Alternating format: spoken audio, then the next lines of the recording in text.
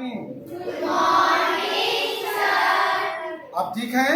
Yes sir. तो कल हम लोग पढ़े थे मानचित्र के बारे में ही और बताए थे कि there are 3 type of maps. One is called physical map. Physical map देख लो, ये हो जाएगा, क्या होगा? Physical map. ये हो जाएगा पॉलिटिकल मैप। ये क्या हो जाएंगे? Political map. और ये देखो, ये भी पॉलिटिकल मैप है। ये भी कौन है? पॉलिटिकल मैप है। और अगला ये देखोगे, ये थीमेटिक मैप्स हो गए। कौन हो गए? ये थीमेटिक। अब थीमेटिक मैप्स क्या होते हैं भाई? जो किसी एक विशेष क्षेत्र के बारे में दिखलाते हैं।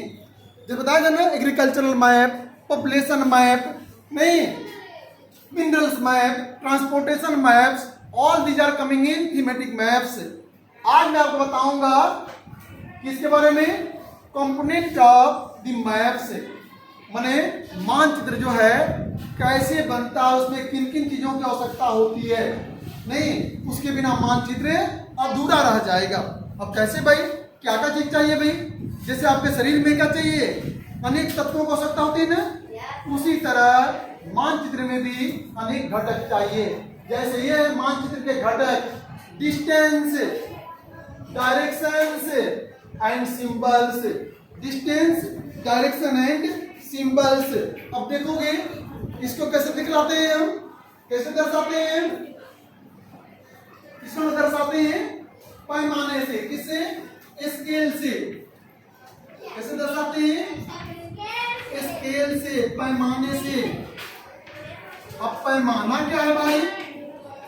पैमाना तो दो धरातल के दो स्थानों के बीच की दूरी, धरातल के, धरती के दो स्थानों के बीच की दूरी और मैप के दो स्थानों के बीच की दूरी का जो रेशियो होता है, जो क्या होता है? अनुपात होता है, रेशियो होता है, उसको लोग क्या कहते हैं? पैमाना कहते हैं। क्या कहते हैं? मैंने पैमाना के माध्यम से हम किसी स्थान की, अगर पैमाना देखो ना भाई, देख लो पैमाना है, स्केल है यह। और मानचित्र में भी स्केल दिया रहता है। देखो यहाँ स्केल दिया हुआ है, यहाँ पर स्केल दिया हुआ है, दिया है ना, यहाँ स्केल दिया हुआ है। तो स्केल की बहुत आवश्यकता होती है और स्केल के माध्यम से, क्योंकि बहुत जगहों को दिखाना मुश्किल होता है ना, बड़े बड़े जगहों को, और इसलिए स्केल दो तरह के होते हैं। There are 2 type of scales. पैमाने दो तरह के होते हैं, उसके द्वारा भी हम मानचित्र बनाते हैं। जैसे पहला हो गया स्मॉल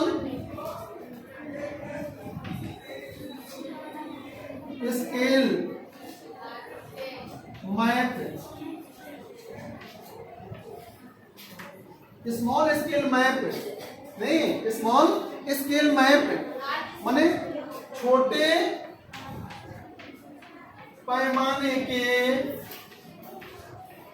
मानचित्र। और एक होता है लार्ज स्केल मैप, बड़े पैमाने के मानचित्र। क्या होते हैं? बड़े पैमाने के मानचित्र। अब देख लो, छोटे पैमाने से हम बड़े जगहों को दिखाते हैं। जैसे वर्ल्ड हो गया, विश्व हो गया, देश हो गया, कोई स्टेट हो गया, उसको क्या करते हैं? छोटे पैमाने से दिखाते हैं। जैसे मान लीजिए आपका विद्यालय है और घर है, तो विद्यालय से घर की दूरी को दिखाना है। तो मान लो आपका विद्यालय 10 किलोमीटर है, 3 किलोमीटर है, और हम दिखाएंगे कैसे? 2 से दिखला रहे हैं। 2 centimetre is equal to 10 kilometre. मतलब पैमाने में 1 सेंटीमीटर कितना दिखाएगा? पैमाना में 1 सेंटीमीटर कितना दिखाएगा? 1 centimetre is equal to 10/2 is equal to 5 kilometre दिखाएगा। समझ आया? Yes sir. तो छोटा पैमाना क्या करेगा? छोटे पैमाने पर मतलब समझ रहे हो? और छोटा पैमाना किसको कहेंगे? जैसे 1 centimetre is equal to 100 kilometre. माने ये क्या किया? पैमाना ने छोटा कर दिया, माने 1 सेंटीमीटर 100 किलोमीटर को दिखलाएगा नहीं। तो क्या हो जाएगा, जैसे मान लो यहाँ पर एक 2 जगह की दूरी है और इसको मापेंगे, मान लो ये 5 सेंटीमीटर हो गया 2 जगहों की दूरी। या पटना और मुगलसराय और जमालपुर के बीच की दूरी दिखाना हम लोगों को नहीं। और हमने देखा कि भाई ये कितना दिखा रहा है, लगभग आपको 2.5 सेंटीमीटर इज इक्वल टू कितना हो जाएगा तब 250 किलोमीटर हो जाएगा। मतलब कि यहाँ से जमालपुर से मुगलसराय की दूरी कितनी होगी, 250 किलोमीटर दूरी हो सकती है। तो छोटा पैमाना का मैप हो गया। अब बड़े पैमाने पर क्या करते हैं, छोटे क्षेत्र को दिखाते हैं। जैसे कोई गांव हो गया, कोई शहर हो गया, कोई छोटा आपका विद्यालय हो गया, इसको हम क्या करेंगे, छोटे क्षेत्र में दिखाएंगे। छोटे नहीं, बड़े पैमाने पर दिखाएंगे। अब समझ लो कि लार्ज स्केल पर क्या करेंगे, स्मॉल एरिया को दिखाएंगे और स्मॉल स्केल पर बिग एरिया को दिखाएंगे। स्मॉल एरिया में स्मॉल स्केल से बड़े क्षेत्रों को दिखाएंगे और क्या करेंगे, और लार्ज स्केल से छोटे जगहों को दिखाएंगे। समझ में आ गया, समझ गया आप लोग ना। अब मैं आगे चलता हूँ, देखोगे अगला है डिस्टेंस भी चला गया। ये हम आ जाते हैं कहाँ, डायरेक्शन पर। किस पर आ जाते हैं, मैप में डायरेक्शन की भी बहुत महत्व है, इसका बहुत महत्व है।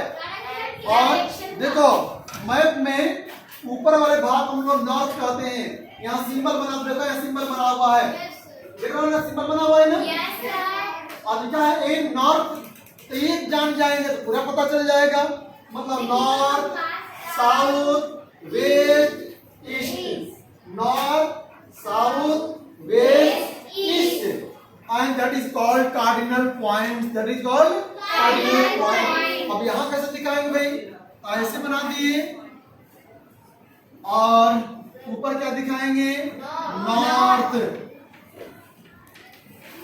नीचे दिखाएंगे साउथ, यहाँ हो जाएगा वेस्ट और ये हो जाएगा ईस्ट। अब देखो इसको भी डिवाइड हम लोग कर देते हैं, क्या करते हैं, इसको भी डिवाइड कर दिया ऐसे, इसको भी कर दिए।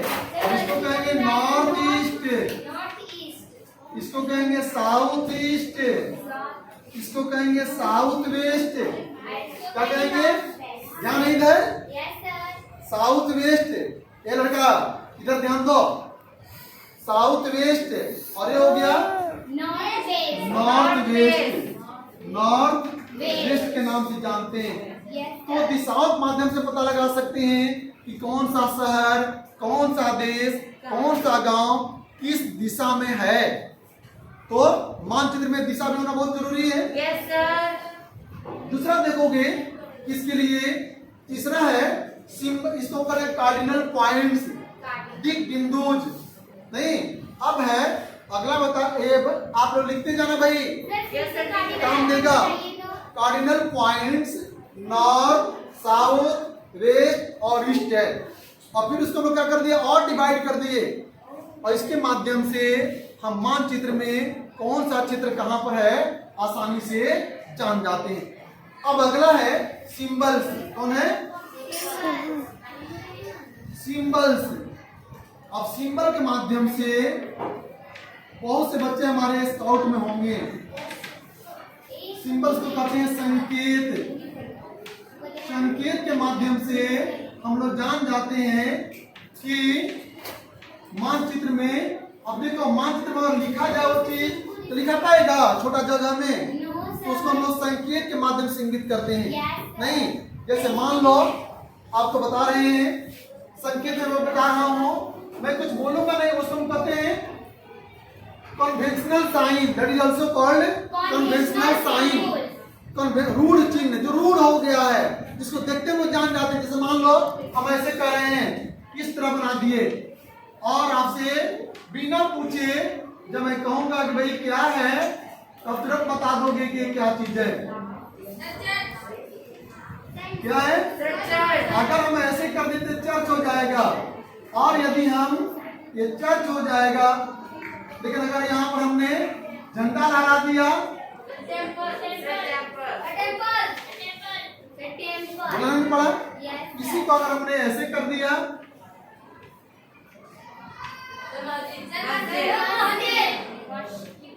आप तुरंत जान गए कि मस्जिद है। तो ये क्या है? ये सिंबल्स होते हैं, सिंबल के माध्यम से कौन सा जगह कहां पर है। दूसरा आप देखोगे इस तरह दिखाया गया होता है, इस तरह से रेलवे स्टेशन, रेलवे लाइन हो गया है। क्या हो गया? Railway line. देखोगे आप कि यहाँ पर भी सिंबल्स दिखाया गया, देख रहे हो लोग? कैपिटल को, टाउन्स को, बाउंड्री को रेड से दिखाया गया है, रिवर्स को कैसे दिखाया गया है? रिवर्स को इस तरह से दिखा दिया गया। नहीं तो समझ जाए कौन नदियां हैं। और हर एक चीज का सिंबल देना बहुत जरूरी होता है। जैसे मान लो कुछ मंच दिखला रहे हैं, तो यहाँ ऐसे लिख देंगे, इस तरह लिख देंगे, इंडेक्स इंडेक्स लिखकर यहाँ ऐसे बना देंगे। आप मान लो दिखलाना है, यहाँ सॉइल को दिखाना है, ब्लैक सॉइल को, तो हम ऐसे भी दिखला सकते हैं। ब्लैक सॉइल नहीं, दूसरा दिखा देना है, हम ऐसे भी दिखला सकते हैं। तो जो चीज यहाँ लिखे रहोगे उससे पता चल जाएगा कि वहां पर क्या चीज दिखलाए हो। तो चिन्ह के माध्यम से भी हम लोग आसानी से जान सकते हैं कि कौन सा जगह कहाँ पर है, क्या चीज है। तो सिंबल बहुत जरूरी होता है। अब देखिएगा एक चीज और दिया होगा मानचित्र में, ये मिटाऊं लिख लिए, जल्दी लिख लीजिए। अगला है, एक आता है, देखोगे अगर बुक के अनुसार एक होता है स्केच। स्केच मन रेखा चित्र, रेखा चित्र। और एक होता है मैप प्लान, माप चित्र।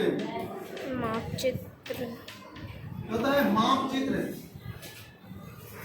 अब रेखा चित्र के लिए किसी पैमाने की आवश्यकता नहीं होती है, स्केल की आवश्यकता नहीं होती है, लेकिन माप चित्र के लिए क्या होती है? पैमाने की आवश्यकता होती है। माप चित्र के लिए पैमाने की आवश्यकता होती है। और ये छोटे स्केल में होता है। क्या होता है? छोटे स्केल पर बनाया जाता है, माने बड़े स्केल पर छोटे जगह को दिखाया जाता है। क्या होता है? रेखा चित्र में, अरे खाका जानते हो ना भाई, खाका, अरे भाई खाका तैयार करो, ये क्या क्या लाना है बाजार से, नहीं उसी तरह घर बनाना है, घर बनाना है, घर बनाना है आपका, कहाँ पर कितने कमरे होंगे, क्या होंगे, कितना जगह छूटेगा, एक हम लोग रेखा चित्र बना लेते हैं, खाका बना लेते हैं। नहीं क्या, मान लो ये चीज है, गांव है, गांव को हम लोग दिखाते हैं।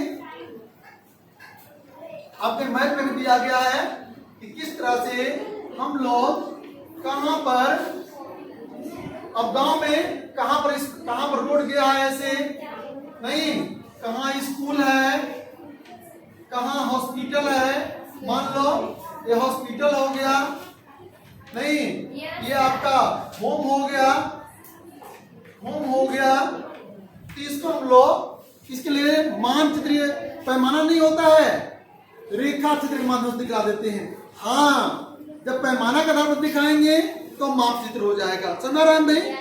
तो इस तरह मुझे विश्वास है कि आप ये लेसन अच्छा से समझ गए होंगे। और कल बताया था आप लोगों को कि मानचित्र का क्या महत्व है, आप हर एक चीज समझ गए होंगे। और इसीलिए तो हर अनेक तरह के मानचित्र होते हैं।